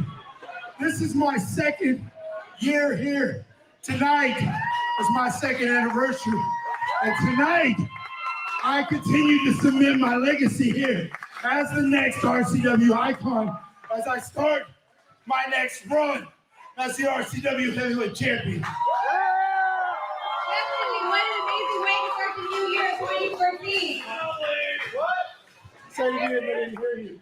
What an amazing way to start the new year 2014. Everybody give it up for Now comes the era of faith. Watch as I destroy everybody to continue to hold this. You know, we have talked about this before. You know, wrestling is the sport of men. It is the sport of men. It is the sport of gladiators, and you are seeing two men right there. Faith and Masada, both very intense, both of them known as beasts inside that ring. And Faith has been in Texas for about 13 years. I've been in RCW for 2. And I've dominated RCW for 2. And I've said since day 1, I want to be the RCW icon. But of a few people, there's one name they say I have to beat. I've known you for 7 years. I've never got to wrestle you. They say I got to beat you to be the RCW icon. I say I can beat you. I respect you. because of what you've done and who you are. But I'm going to tell you now, respect who's behind the curtain. I'm going to kick your ass in this ring. Oh, those are strong words from the Samoa Beast. And of course, Masada is willing to oblige. And it seems like there's plenty of respect here. And the crowd here at Sideliners Grill, they are pumped. And fans, we want to make sure that you know the next event is Friday, March 28th. We'll be back at Sideliners Grill. We have Hernandez. We're going to have Faith. We're going to have Masada. We're going to have Alyssa Flash, the Angels champion, back, and all much more. 8 p.m. is the start time. And again, we're at Sideliners Grill on Friday, March 28th. 15630 Henderson Pass at the corner of Henderson Pass and Thousand Oaks, just off of 281. That's the next RCW event. All right, so here we go. RCW Championship matches is going to be intense. And there you see, there was a lockup and neither man getting the upper hand. Now, Faith, of course, is tipping the scales at 400 pounds. An incredible sight. Dominant, powerful, but I tell you what, he is facing Masada. Masada is around 6'4", about 240, 250. He's a big man in his own right, very powerful. Now there you see Faith backing Masada into the corner. Referee asking for a clean break, and he got it. Faith backing away. All right, I want to cut into this match real quick because it's definitely like a 20-minute classic with Masada, and I don't want to keep her waiting for 20 minutes. So I want to bring on right now one of great to see her again. One of Michael Faith's biggest fans. There every show, definitely during the Sideliners days and things like that. But Bianca, thank you very much for calling in, and this is your time to share. It's the least I can do. I haven't been to a show in like 4 years because of work. I was a huge fan of Michael Faith, so was my niece Letty. I'm also speaking on behalf of her because she's currently not with me. I'm in my car in the parking lot for work. She was his little beast. And the most memorable moment between her and him was the day he turned heel. Because I've never seen a disappointed frown on her face before. She still remained a fan with him during that heel process. And she had this logic where she noticed when he became heel, he wrestled without shoes. And the moment he returned as a face and had boots on, she freaked out big time because he was back and he was aware of her logic. My sister had told him, and he just gave her a wink because he was back, and he had told me, like, outside the ring, that he didn't want to turn heel because of her. She was a really huge fan of him. And as for me, I had many memorable moments with him. At any event I went to, even made a shirt for him at one event. Someone got a picture of that. If I could share the pictures, I would. I really can't believe he's gone. One of the memories I share of Michael Faith is, him with the little girl. It was just such a great relationship, and I love that you said that about that he didn't want to be a bad guy, because he didn't want to be a bad guy in her eyes. So I know his family is watching. If you'd like to share some words to the family. I am here if y'all need anything. I know y'all don't really know me, but I lost a friend. Y'all lost a father, a grandfather, a son. I share my condolences. If I'm hurting this much, I can't imagine how y'all are feeling right now, and I'm so sorry.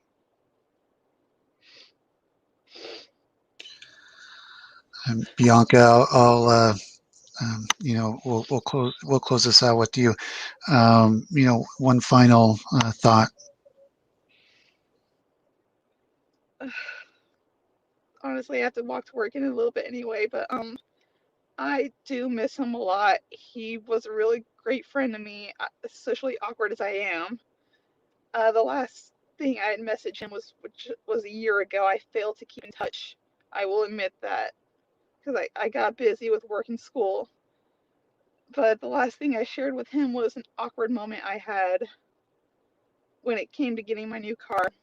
It was just a dumb moment. But he laughed and he was supportive and funny and sarcastic at one point. Just said I was silly anytime I had a dumb moment. And I think I speak for everyone when I say he's going to be remembered forever. He always brought his best in the ring. He was a great person outside of the ring. Everyone loved him. And I honestly don't know what else to say besides that. I love him. Bianca, thank you so much for calling in and sharing, and it's nice to see you again as well. You too. All right. Well, we will continue with the match here. And again, if anyone wants to call in and share, again, I posted the link in there, and you just need to click on the link. And again, I'll be here waiting. But let's continue on with this match between Michael Faith and Masada. Here you have two beasts, two intense competitors here, vying for the top prize in River City Wrestling, a championship, the RCW Championship. A belt that means so much to San Antonio Professional Wrestling, bringing back the days of Shawn Michaels, Texas Wrestling Alliance, and of course Southwest Championship Wrestling, Texas All-Star Wrestling, and now River City Wrestling.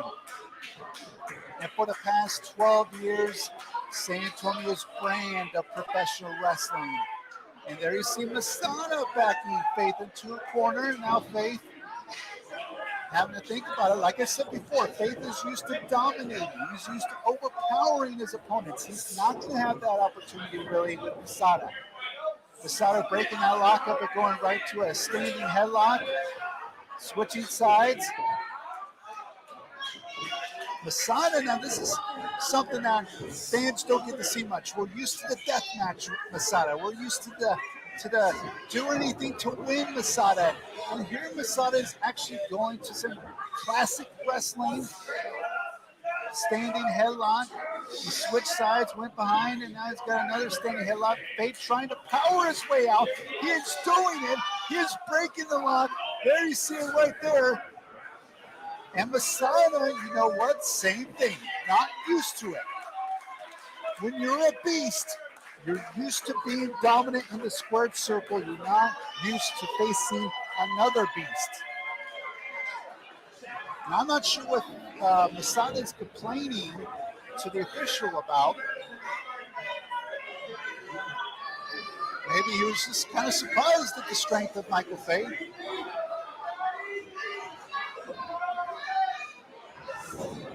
Lock up in the center of the ring. And now Faith taking a standing headlock. And Faith, if he could use that weight advantage to crash down on the neck of Masada to really collapse that windpipe, he might be able to take the air out of the ultra-violent beast. Masada trying to power his way out, and Faith just wrenching it in. Masada down to one knee now. He managed to get back up. There's a shot to the kidneys and another one and a third. Masada backs him into the ropes. And Olay there, right into a shoulder, neither man moving. And the Samoa Beast says, come on, bring it on, Ultra-Violent Beast. And there's a shoulder. Masada backs up just a tad. Neither man moving. There you hear. That's the intensity that I'm talking about.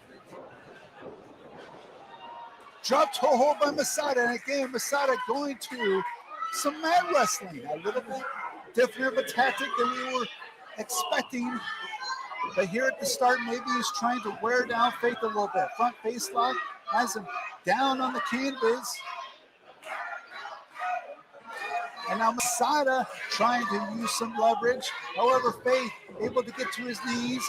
Now back up to one leg. Now he's on two legs and picks him up in a fireman's carry.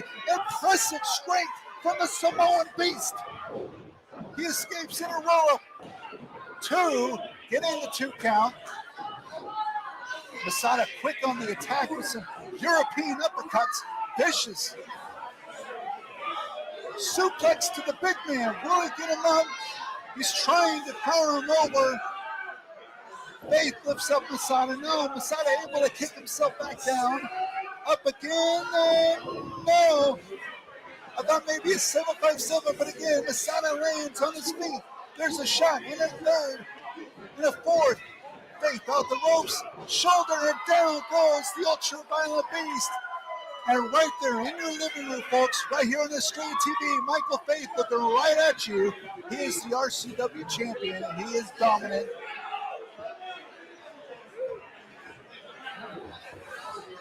Faith rams the head of Masada into the turnbuckle. It appears that the small beast is trying to take over the tempo of this match, trying to exert his power and his dominance.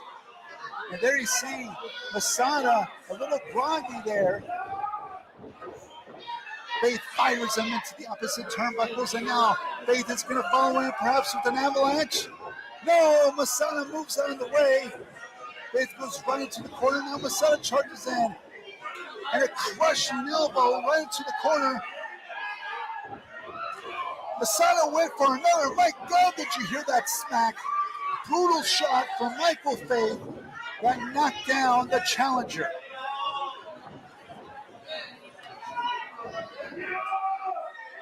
Suplex has him up, delayed, drops him down, made Masada think about it, a cover and a 2 count. And I tell you what, when you're up there, Michael Faith, he's about 6'2", 6'3". You got to consider that. He let the blood rush to the head of Masada before dropping him down on the canvas. And now Masada rolled out to the outside. And I'm not sure what the Ultraviolent Beast is doing. Perhaps he's contemplating his strategy. Perhaps the mat wrestling isn't really working. Maybe the power advantage, usually in Masada's favor, is not working for Masada. He is definitely on the outside, exercising the 10th count there.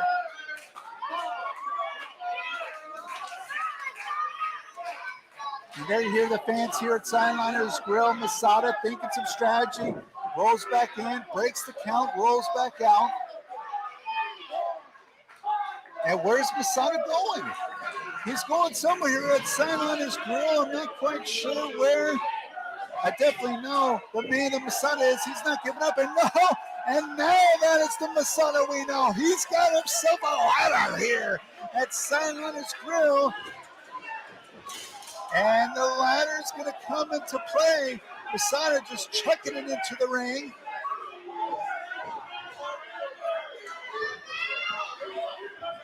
Masada going for the ladder. And Faith just kicks it right out of his hands. Oh, man, they met eye to eye for a second. And I think there's some frustration now. There's a shot. And now the Samoan Beast, and the Ultraviolent Beast, are slugging out in the center of the ring, back and forth.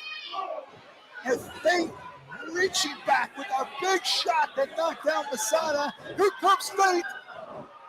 Right into the back of Masada. And of course the throw draped over the rope. And I think with the back of Masada's head hit the ladder as a 2. And Masada able to get that right shoulder up there. And Masada quick to roll up to his stomach, avoiding a 3 count. Faith taking the advantage of that exposed back. And he has applied a camel clutch, putting all that 400 plus pounds onto the back of Masada, right across the back and the hips, stretching out all the muscles and the tendons. And he's pulling back. You can see right there, great camera work there. You can see the fingers are locked under the chin of Masada, pulling his head way back, closing off that windpipe. And we could see the hand drop a 3rd time. No, it's still up there. Masada has plenty of fight left. Masada trying to fight his way back up, trying to break the line. Faith gives it up, but only to crush the back even more of Masada. Faith hits it again. And I cannot even imagine what that 400 plus pounds feels like. Going for a third time. Oh my gosh. And Masada just, there was nothing pretty about that. He just straight up booted Faith in the face after a severe low blow.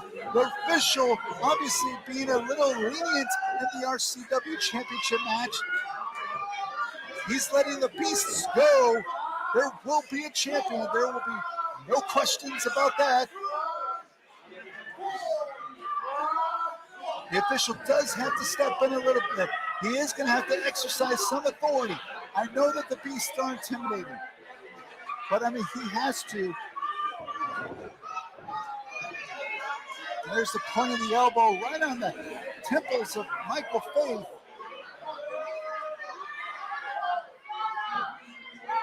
Ooh, what a chop in the corner.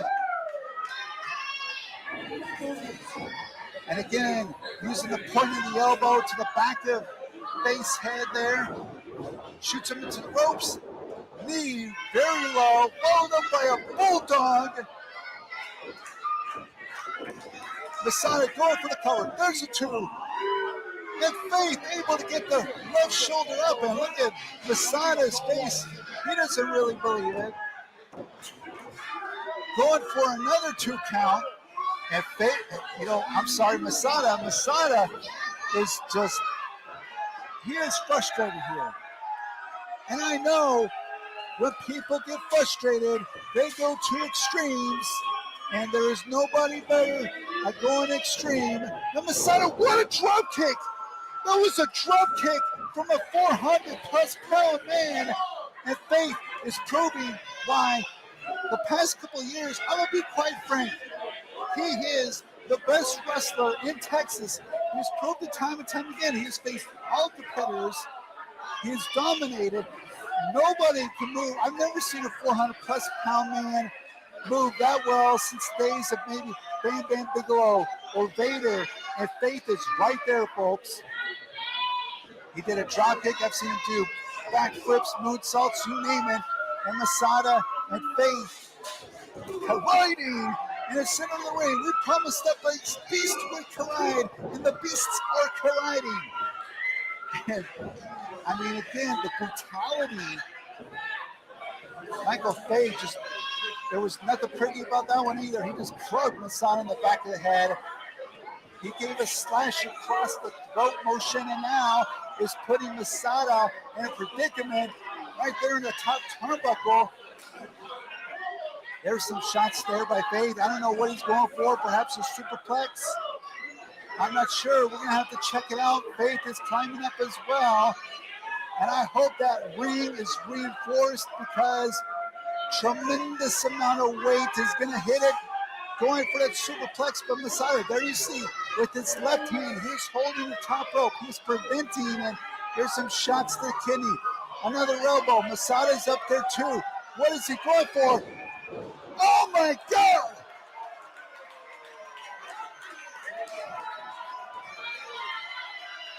Power bomb off the top turnbuckle. 1, 2, and a new champion. No, somehow Faith showing the determination, the drive, the dominance that made him become RCW champion. Kicking out, that was incredible. And fans, you are seeing a match between two beasts, two of the best in Texas.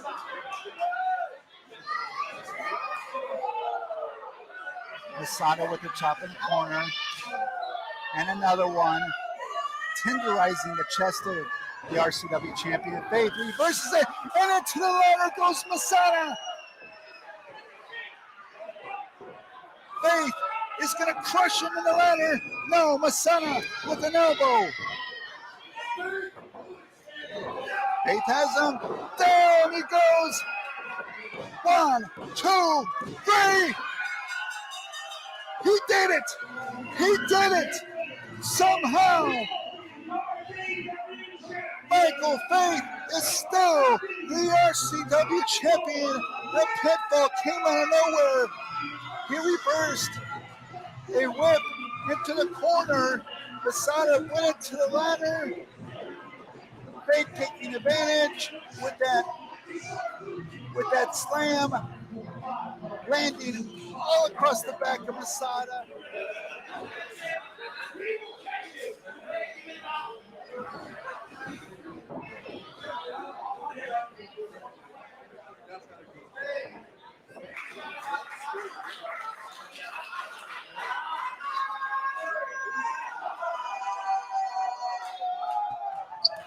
I did want to say that this is the last match that we're going to be showing. So if you want to call in and comment, the link is in the comments. And again, this is going to be the last match that we'll show for the memorial. And again, if you would like to call in, please do so.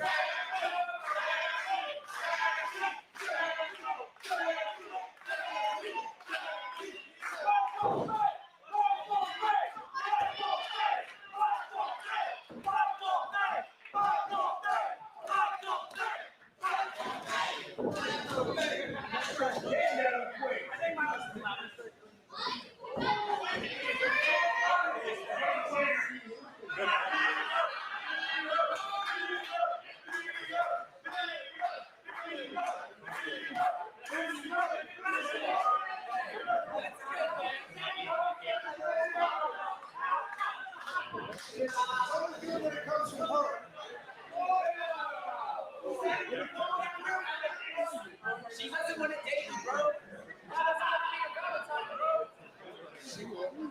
That's a felony, bro. Yes, it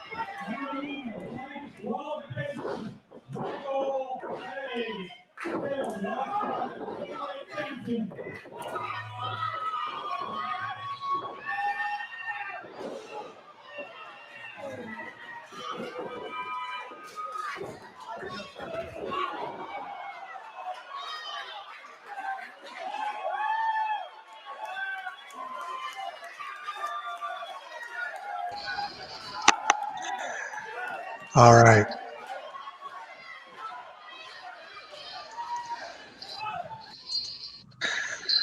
So that was the final match that we will play for tonight.